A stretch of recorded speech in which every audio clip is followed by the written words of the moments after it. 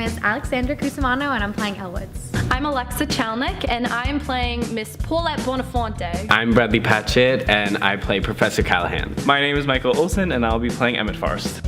Legally Blonde is about a girl named Elle. She's in a sorority with her best friends and she is expecting to be proposed to. This guy who she's absolutely in love with and she doesn't think that she can live without him. As she thinks he's going to propose to her, he actually dumps her. I should break up. Yesterday I'll give you my hand. You're breaking up with me? She's living in this world when all of a sudden it stops and it's not, her happy ending that was supposed to happen isn't happening and she doesn't understand what to do, so she goes to extremes to follow him to Harvard Law School. I have a completely brilliant plan. She's applying. Apparently. Harvard for you, and to prove it's true, we all flew here on JetBlue. Thank you. This is what Elwoods inspires. Everyone admires her, and Harvard should too. She thinks the way to win him back is to prove herself and go to Harvard and go meet him there and show him that she can be serious. So she goes to chase after him in Harvard Law School. For the wrong reason, to chase a guy who's broken her heart. So when she goes there, along the way she kind of meets a bunch of characters who show her that she can be more than just, you know, blonde hair and a boyfriend, that she can do something to this world. And eventually she ends up falling in love with my character, Emmett. You are the best thing about this place. At that point, she, because of a series of events, begins to really excel. And what happens in the story then is this young lady who has never been challenged really, learns that not only does she like to be challenged, but she can rise to challenges that are much more significant than she had ever really had thought of in her life. So it is an empowering story for this young woman. And I think it's a story about not just her success, but her realizing that there is no limit to her success if she continues to apply herself and if she trusts herself. So where does this all start? You've seen the lights, the costumes, the props, you've met the characters. But how did this show reach its height? Let's take it back to the beginning.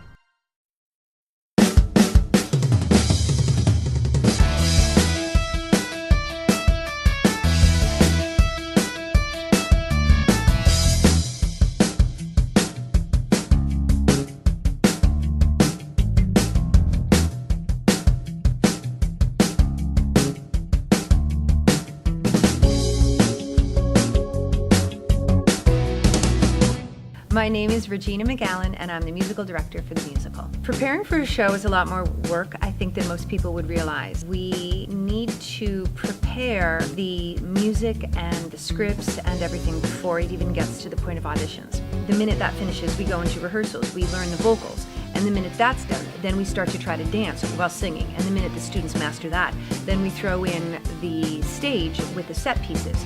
And the minute they're used to the set, then we throw in the lighting, then we throw in the costume, then we throw in wigs and makeup, then we throw in live orchestra music, and that changes everything.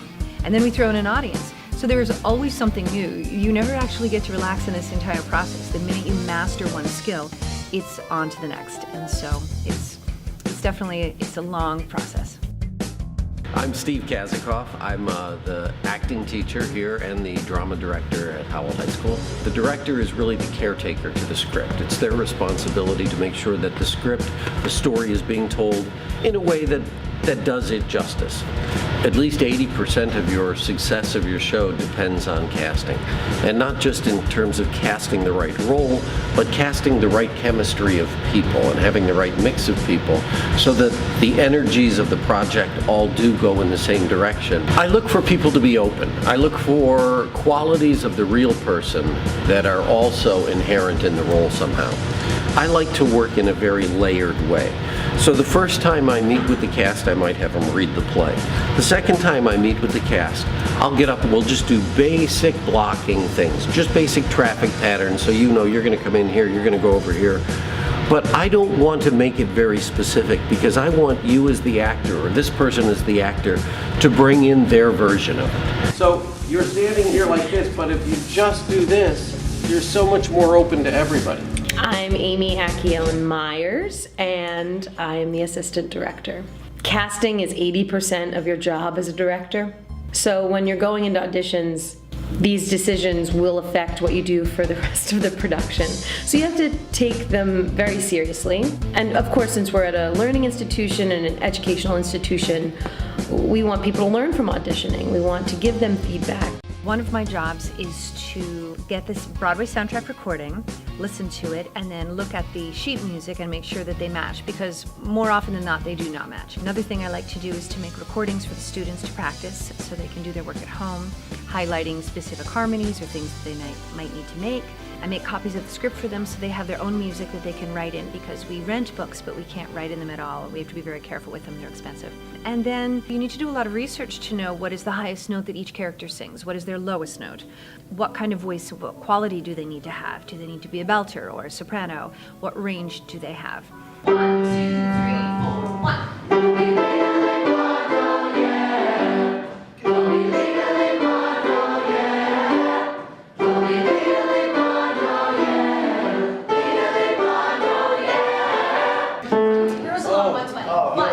3, 4, 1.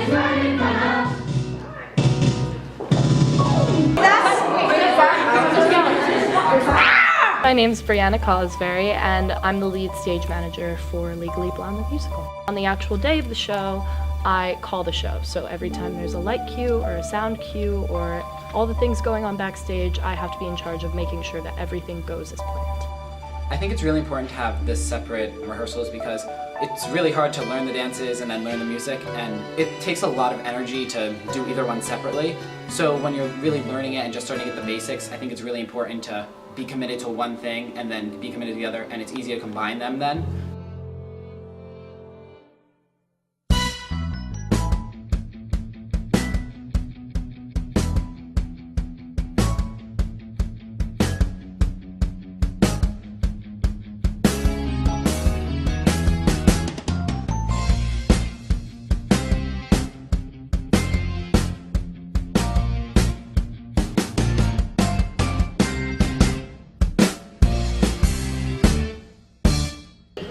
Go 5, 6. 2 points. 5, 6. The more they practice, the more it's in their bodies and their brains, and the more natural everything will be. So being a senior, it was really different from previous years since I have worked with Kaz, McAllen, and Myers for such a long time. Justine is new to the process, so it was really cool to get to meet a new faculty member and to get to work with somebody new. I think a crucial part to making a show would have to be the work everyone puts into it.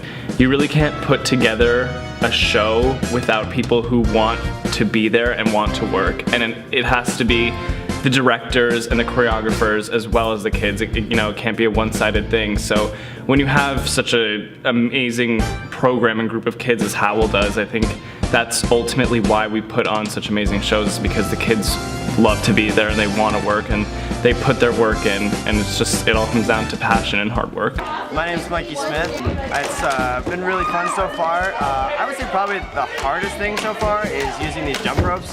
They're very long and lengthy and it's kind of hard to master it, but I know we'll get it. Hi, my name is Nick DeGanti, I'll be playing Carlos in Legally Blonde. The most challenging part about this journey is the jump ropes and learning when to jump. 5, 6, body 7, 8.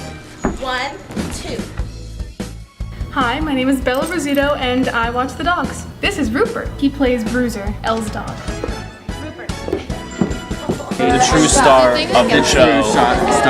I can't see. Oh wait, she's taking The difference between a tech and a normal rehearsal is that in a normal rehearsal, it's a lot more chill and relaxed, And a tech rehearsal, it's tech, so that's when we have the lights and the sounds and the whole shebang, and everything's a lot more serious because this is, if we're actually going to run the show, what would happen? It's not just, okay, take 5, get a drink. This is the real deal. At the very beginning of normal rehearsals, they're able to use their scripts so that they can really learn what the show is about. But a tech rehearsal is when the show's totally finalized and everything that they're doing on stage should be the same as what they're doing during the actual show. All the light cues, sound cues, all the props, costumes are completely in motion. Alright, so we're backstage right now, but we have to be quiet because we're starting, so shh.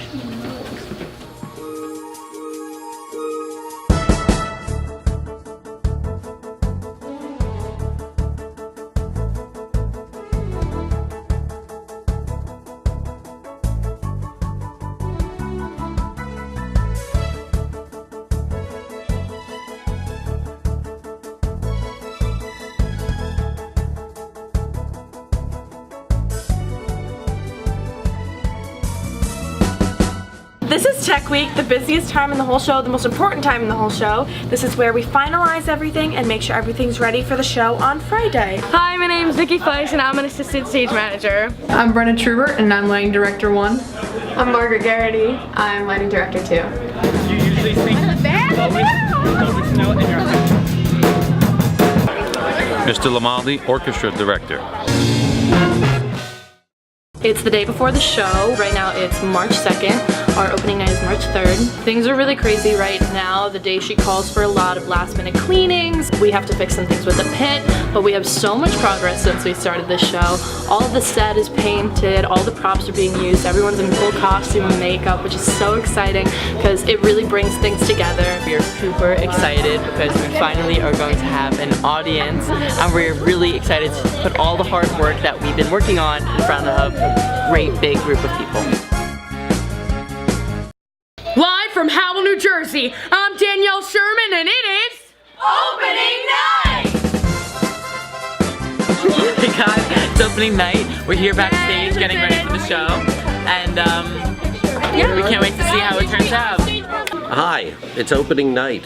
I'm very excited about opening night because it's the night the kids really get to let go. Everything that we've tried to guide them and steer them with, now it's all on them. And that's why it's the most exciting, it's the most rewarding, because they never let me down. And I can't wait to see what they do on stage tonight. It's grown incredibly every night, and it's gonna boom out there tonight, and they're gonna blow the doors off this place. I'm excited. I can't wait to see how people react and what people think. Ooh, whoops, I just got lipstick on my mic. My last opening night at Howell High School, so gotta make it a good one. Do the show you're proud of. Do the show we're all proud of. And have a great time. I honestly had so much fun with this, and it was a new experience for me too, so I learned from you guys as well. So always work 110% and give your all, and network if you want to do this and meet people, and I'm super proud and I can't wait. I'm so excited, so thank you. Thank you. For all the